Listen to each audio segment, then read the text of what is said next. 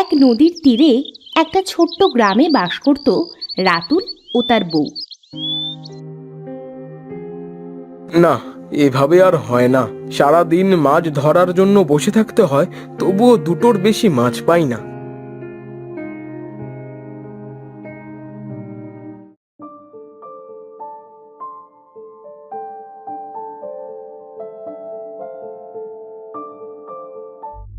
এই যে নবাব, বাড়িতে আসার দরকার ছিল কি?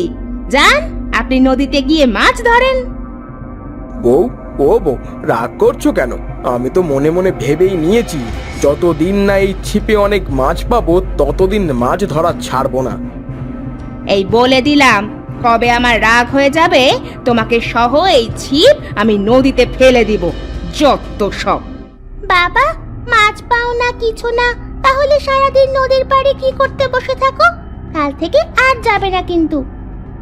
যাক, মেয়েটা মায়ের থেকে এক ধাপ ওপরে আছে। পরের দিন সকালে রাতুল ছিপ হাতে। বউ ঘুম থেকে ওঠার আগেই আমি ছিপটা নিয়ে বের হয়ে যাই, না হলে আজ আর যেতেই দেবে না।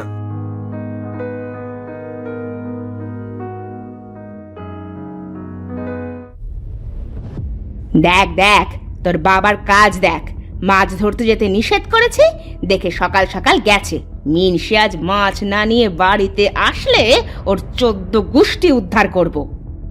মা, বকো না তো, চলো আমি আর তুমি গিয়ে বাবাকে ধরে নিয়ে আনি।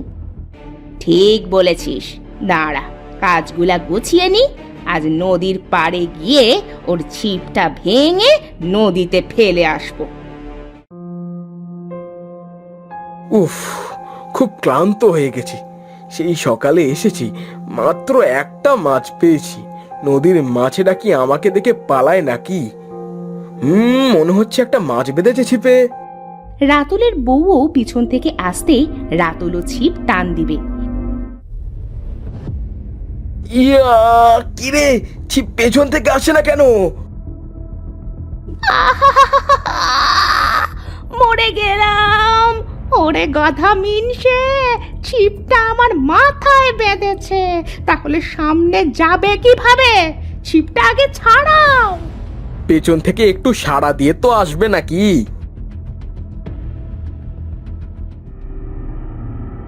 ছিপ ছাড়ানো শেষে মনে করেছিলাম ছিপ সহ তোমাকেই নদীতে ধাক্কা দিব। ছিপে দেখো তো কতগুলা চুল ছিঁড়ে গেল। দাও, আমাকে ছিপটা দাও, আমি নদীতে ফেলে দিব। দাঁড়াও বউ, আর মাত্র দুবার ছিপ ফেলবো। যদি মাছ না ওঠে তারপর ছিপটা ফেলে দিও। আচ্ছা বাবা, মনে রাখবে কিন্তু, শুধু দুবার। বউ, মনে হচ্ছে ছিপে মাছ বেঁধেছে, টান দিব? হ্যাঁ দাও। বউ দেখো কত বড় মাছ বেঁধেছে। দাঁড়াও, আর একবার ফেলি। বউ, আবার মনে হচ্ছে আর একটা বেঁধেছে। টানো টানো, ছিপটা টেনে উঠাও। বাবা, দেখেছো আমি আর মা কত লক্ষ্মী। আমরা এসেছি আর বারে বারে ছিপে মাছ বাঁধছে। ঠিক বলেছিস মা, তোর বাবার কোনো গুণ নেই। মাছ মারতে থাকো, আমি এখানেই বসছি। লক্ষ্মী, এটা আমার পরিশ্রমে উঠেছে, তোদের জন্য না, বুঝলি? কি নসিব রে বাবা, ছিপে আজ এত মাছ বাঁধলো কিভাবে? মাছেরা মনে হচ্ছে আজ প্রতিযোগিতা দিচ্ছে। দেখতে হবে না, আজকে এসেছে তোমার সাথে তোমার বউ। যাই হোক, চলো আজ বাড়ি ফিরি।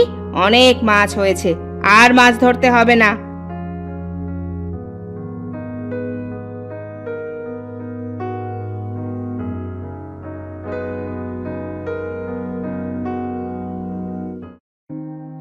বউ, মাছে কি স্বাদ! মনে হচ্ছে অমৃত খাচ্ছি। খামা, আজ মাছ বেশি করে খা। কোনদিন তো এত মাছ পাই না, আজ যখন পেয়েছি বেশি করে খা।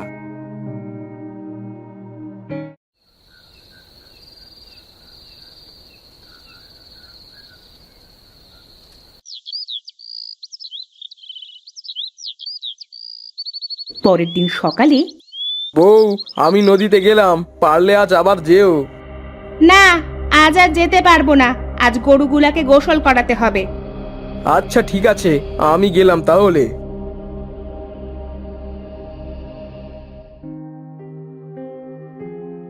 ছিপ ফেলে বসে বসে ভাববে, কি হলো কিছুই বুঝতে পারলাম না। কালকে বউয়ের মাথার চুল এই ছিপে বাঁধা পর্যন্ত মাছ বাঁধছে, এখনো মনে হয় ছিপে সেই চুল আছে। হ্যাঁ তাই তো, চুল আছে তো। এত সময় তো মাছ ভালোই বাঁধছিল, চুল ছাড়িয়ে দেখি মাছ বাঁধে কিনা। চুল ছাড়িয়ে ছিপ নদীতে ফেলবে। না, আগে এত মাছ বাঁধছিল, চুল ছাড়িয়ে আর কোনো মাছ বাঁধছে না কেন? নিশ্চয়ই এর ভেতরে কোনো কারণ আছে। বুঝতে পেরেছি।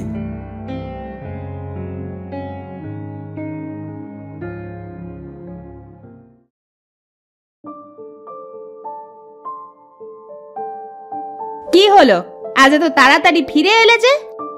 শরীরটা আজ ভালো লাগছে না বউ, তাই তাড়াতাড়ি বাড়ি ফিরে এলাম। তা চিরুনি করার পরে তোমার মাথায় যে চুল উঠে যায়, তা করোটা কি? ও মা, কেন? মাথা চুল দিয়ে আবার কি করবে তুমি? না, আজকাল দেখছি বাচ্চারা মাথার চুল বিক্রি করে চিপস কিনে খায়, তাই আমিও খেতাম আর কি। বুড়ো বয়সে তোমার যে ভীমরতিতে ধরবে তা জানলে এতদিনে যত চুল ফেলে দিয়েছি সব রেখে দিতাম, বুঝলে? থাকলে দাও না বউ। রমা তার মাথার অনেকগুলো উঠানো চুল এনে দিয়ে বলবে, এই নাও, লাগলে আরো পরে দিব, বুঝলে? যাও, এখন আমাকে আর বিরক্ত করো না। পরের দিন, আজ আর ছিপ নিব না, আজ বরং জাল নিয়ে যাই মাছ ধরতে।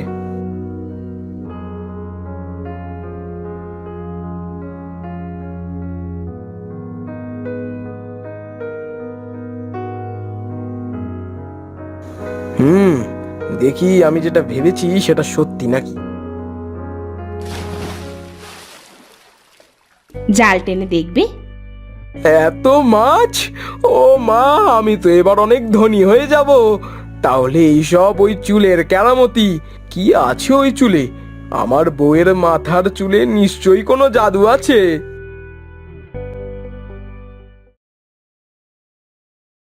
এভাবে রাতুল প্রতিদিন তার বউয়ের মাথার চুল দিয়ে মাছ ধরে মাছ বিক্রি করে দেখতে দেখতেই সে অনেক ধনী হয়ে যায়।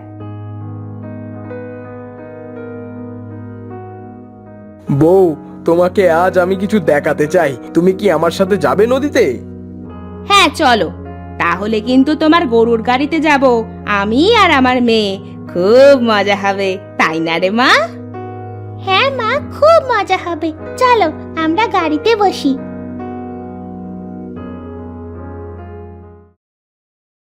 রাতুল চুল নেবে, জাল নেবে, তার বউ ও মেয়েকে গাড়িতে নিয়ে নদীর পাড়ে যাবে।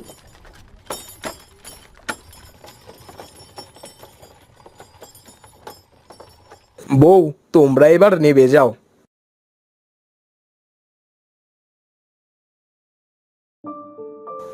বউ, তুমি কি জানো, আজ আমি বাড়ি গাড়ি সব পেয়েছি তোমার এই চুলের জন্য। পাগলের মতো কি বকছো? আমার চুলের জন্য মানে? রাতুল জালে চুল বাঁধবে। এটা কি করছো গো? জালে কেন চুল বাঁধছো? রাতুল জাল ফেলবে, অনেক মাছ উঠবে। বউ, দেখেছো তোমার চুলের কেরামতি?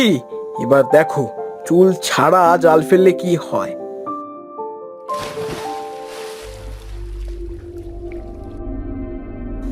দেখেছো বউ, জালে এবার একটা মাছও বাঁধিনি। আমি এতদিন তোমাকে কিছুই বলিনি, তবে তুমি কি বলবে আমায়, তোমার ওই চুলে এমন কি আছে যে চুল দিয়ে মাছ ধরলে আমি এত মাছ পাই? সত্যি? আমি তো কিছুই জানি না, জানলে তো তোমাকে বলতাম। এমন সময় নদীর ভেতর থেকে একটা সোনালী মাছ বের হয়ে বলবে, আমি জানি তোমার বউয়ের এই চুলের রহস্য। জানতে চাও তোমরা? হ্যাঁ অবশ্যই সোনালী মাছ, এই চুলের কি এমন রহস্য যে চুল দিয়ে এত মাছ ধরা যায়?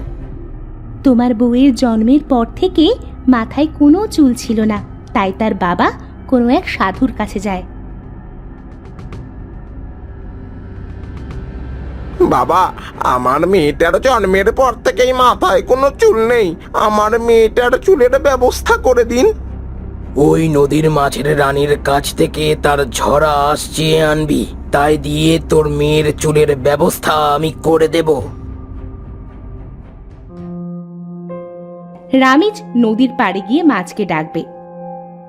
মাছের রানী, দয়া করে উপরে উঠে এসো, তোমাকে যে খুব দরকার আমার। বলো, আমাকে তোমার কিসের দরকার? কি জন্য আমাকে ডাকলে? মাছের রানী, আমার মেয়ের মাথায় কোনো চুল নেই, তোমার ঝরা আঁশ লাগবে, তাহলে আমার মেয়ের মাথায় চুল গজাবে। দয়া করে আমাকে তোমার ঝরা আঁশ দাও। মাছের রানী জাদু করে তার ঝরা আঁশ দিবে। নাও, আমার ঝরা আঁশ নাও। আমার জন্য যদি তোমার মেয়ের চুল ফিরে পায় তবে আমি নিজেকে ধন্য মনে করব। আর হ্যাঁ, এই আঁশ দিয়ে যদি চুল বানানো হয় তবে এই চুল দিয়ে তোমরা সারা জীবন মাছও ধরতে পারবে। ধন্যবাদ মাছ রানী, এখন আমরা আসি।